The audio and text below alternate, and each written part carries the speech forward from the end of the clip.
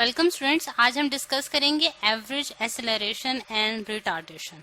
ठीक, सबसे पहले हम देखते हैं कि हमारे पास एक्सेलरेशन क्या है। जैसे कि इंट्रोडक्शन टू एक्सेलरेशन वाले वीडियो में आपने देखा होगा कि एक्सेलरेशन को डिफाइन किया गया था, उसको थोड़ा सा रिवाइज कर लेते हैं कि एक्सेलरेशन हमारे पास एक रेशो है जो कि हमारे पास क्या होती है कि चेंज इन वेलोसिटी, यानी कि अगर वेलोसिटी में कोई चेंज आ रहा हो, change in velocity divided by time जो है वो हमारे पास क्या कहलाती है, वो हमारे पास एक्सेलरेशन कहलाती है। ठीक, अब अगर हम देखें तो ये जो चेंज है ये वेलोसिटी में चेंज, यानी कि वेलोसिटी में जो चेंज आता है उसको अगर हम टाइम से डिवाइड करें तो हमारे पास एक्सेलरेशन आती है, ना कि हम स्पीड को। क्योंकि इससे हमें पता चलता है कि एक्सेलरेशन जो है वो हमारे पास एक वेक्टर क्वांटिटी है। क्योंकि हमें पता है कि वेलोसिटी जो है वो भी एक वेक्टर क्वांटिटी है, उसके लिए हमें एक डायरेक्शन रिक्वायर्ड है कि किस मतलब कि किस डिस्प्लेसमेंट डिवाइडेड बाय टाइम जो है वो हमारे पास वेलोसिटी कहलाती है। तो अगर उसमें अंदर चेंज आ रहा है, यानी कि किसी भी इंस्टेंट पे वेलोसिटीज की वैल्यू जो है वो चेंज हो रही है किसी बॉडी के लिए, और उसके लिए कितना टाइम उसने रिक्वायर्ड किया है, तो वो हमारे पास क्या कहलाएगी, एक्सेलरेशन कहलाएगी। और इसका जो हमारे पास यूनिट होता है, क्योंकि हमें वेलोसिटी का यूनिट पता है, वो हमारे पास मीटर पर सेकेंड होता है, और टाइम का अगेन हमारे पास सेकेंड आया, तो ये हमारे पास जो इसका यूनिट बनता है वो हमारे पास मीटर पर सेकेंड स्क्वायर बनता है स्टूडेंट्स। तो ये तो हमारे पास कॉन्सेप्ट था एक्सेलरेशन का। अब हम देखते हैं कि हमारे पास जो एवरेज एक्सेलरेशन है और रिटार्डेशन है वो हमारे पास क्या होती है।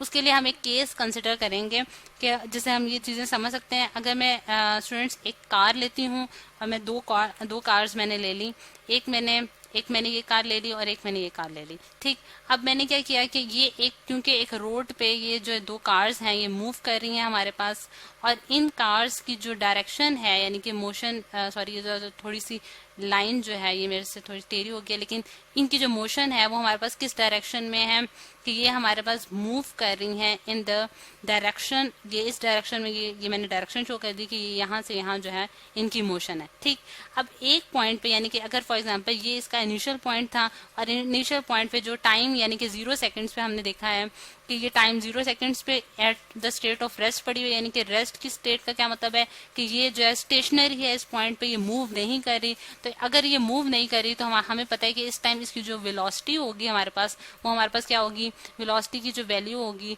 वो हमारे पास 0 होगी। यानी कि 0, क्योंकि स्टेट ऑफ रेस्ट पे है तो 0 मीटर्स पर सेकेंड इसकी इनिशियल वेलोसिटी है।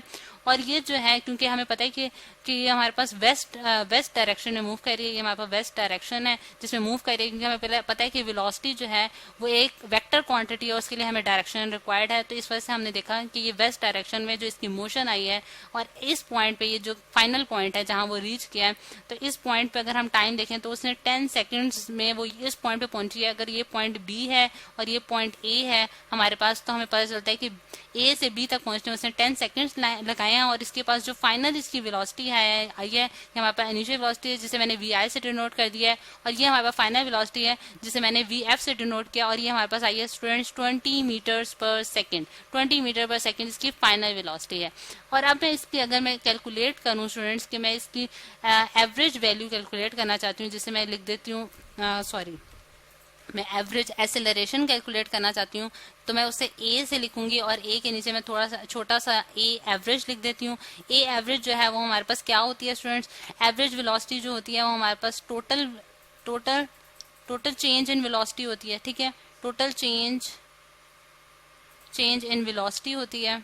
ठीक है, और डिवाइडेड बाय हमारे पास टाइम होता है। ठीक, अब अगर हम देखें तो टाइम यानी कि चेंज इन वेलोसिटी जो है वो हमारे पास क्या आई है, यानी कि इनिशियल वेलोसिटी हमारे पास 0 थी, तो final velocity minus initial velocity हम करेंगे, और डिवाइडेड बाय हम क्या करेंगे, चेंज इन टाइम, जो कि हमारे पास initial final time minus initial time हो जाएगा। ठीक, अब अगर हम देखें तो मैं इसको कैलकुलेट करने जा रही हूँ वी एवरेज वेलोसिटी को, एवरेज एक्सेलरेशन को।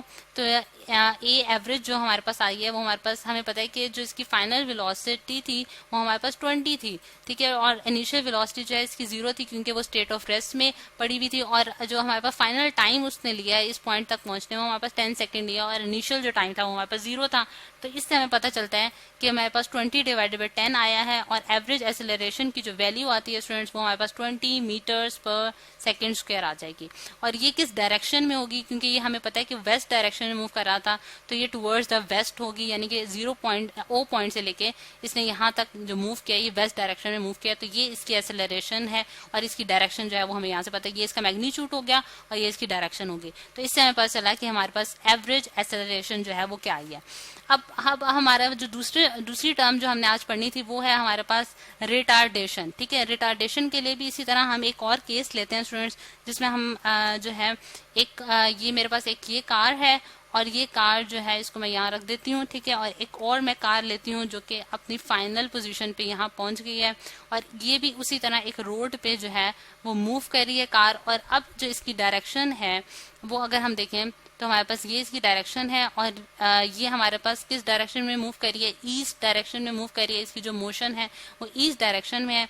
अब इसके पास जो इनिशियल वेलोसिटी थी स्टूडेंट्स, इस केस में हमारे पास जो इसके पास इनिशियल वेलोसिटी थी यानी कि VI जो इसके पास इनिशियल वेलोसिटी है वो हमारे पास 30 मीटर्स पर सेकेंड है। और यहाँ इस पॉइंट पे यानी कि फाइनल पॉइंट पे पहुंच के ये अगर मैं पॉइंट A कह देती हूँ और इसको पॉइंट B कह देती हूँ तो फाइनल पॉइंट पे पहुंचने पे उसकी जो वेलोसिटी है वो 0 होगी, यानी कि यहाँ जाके पॉइंट बीच पे जाके वो रुक गए, यानी कि रेस्ट की मोशन में आ गई। ये उसकी फाइनल वेलोसिटी, क्योंकि इस वजह से हमारे पास 0 होगी। और टाइम जो इसने लगाया यानी कि इनिशियल टाइम जो है वो हमारे पास 0 है, यानी कि यहाँ से उसने इनिशियल जहां हमने वो टाइम जिसपे हमने उसकी कैलकुलेशंस यानी कि नोट करना शुरू किया था वो हमारे पास ये है। और फाइनल टाइम यानी कि B पॉइंट तक उसने जो पहुंची है तो उसने जो कितना टाइम लगाया 5 सेकंड्स का टाइम लगाया। फॉर एग्जांपल ये हमारे पास एक केस है जिसमें हमने इसकी जो वैल्यूज हैं वो नोट किए। अब हमने इसकी एवरेज एक्सेलरेशन अगर मैं कैलकुलेट करूं स्टूडेंट्स तो हमारे पास क्या आएगी, ये मेरे पास एवरेज एक्सेलरेशन के लिए मैं उसी तरह AVE लिख दिया है मैंने, एवरेज एक्सेलरेशन, जो कि हमें पता है चेंज इन वेलोसिटी के बराबर होती है, यानी कि change in velocity final velocity minus initial velocity. ठीक है, final velocity minus initial velocity होगी हमारे पास और डिवाइडेड बाय हमारे पास क्या होगी कि हमारे पास जो टोटल टाइम उसने जो है रिक्वायर्ड किया है इस पूरे चेंज के लिए। तो हमारे पास फाइनल वेलोसिटी क्योंकि हमें पता है कि 0 है और इनिशियल वेलोसिटी जो हमारे पास कितनी थी 30 मीटर्स पर सेकेंड थी और टाइम जो इसने रिक्वायर्ड किया A से B तक पहुंचने में तो वो हमें पता है स्टूडेंट्स कि वो 5 सेकेंड्स का टाइम है। तो इससे हमें आंसर मिलता है कि ये आंसर जो हमारे पास आ रहा है वो आ रहा है -6, क्योंकि हमें पता है 6 5 30 होता है 6 मीटर्स पर सेकेंड स्क्वायर हमारे पास जो है वो इसकी एक्सेलरेशन आई है। और इसकी डायरेक्शन क्या होगी, ईस्ट डायरेक्शन में होगी, क्योंकि हमें पता है कि वो मोशन जो है कार की मोशन जो है वो ईस्ट डायरेक्शन में और ये इसका मैग्नीट्यूड है और ये इसकी एक्सेलरेशन की डायरेक्शन है और ये हमने एवरेज एक्सेलरेशन कैलकुलेट कर लिया। अब अगर ये नेगेटिव साइन देखें तो इससे हमें क्या पता चलता है कि इनिशियली तो बॉडी जो है उसके पास एक एक्सेलरेशन थी कि 30 मीटर्स की स्पीड या वेलोसिटी के साथ वो जो है वो मूव कर रही थी।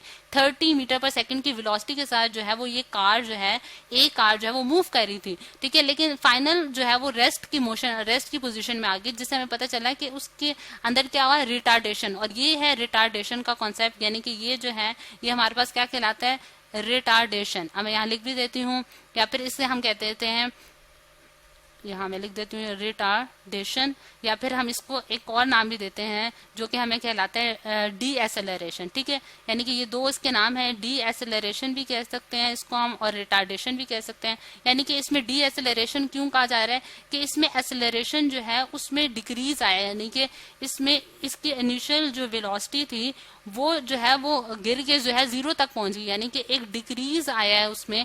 और ये जो है ये हमारे पास क्या कहलाता है, रिटार्डेशन कहलाता है। यानी कि जब हमारे पास नेगेटिव साइन आ रहा हो एवरेज एक्सेलरेशन में तो हम कहेंगे कि ये बॉडी जो है इसने क्या किया है, रिटार्डेशन की है, यानी कि इसमें डिक्रीज आया है इसकी वेलोसिटी में। तो ये है स्टूडेंट्स हमारे पास कॉन्सेप्ट एवरेज एक्सेलरेशन का और रिटार्डेशन का।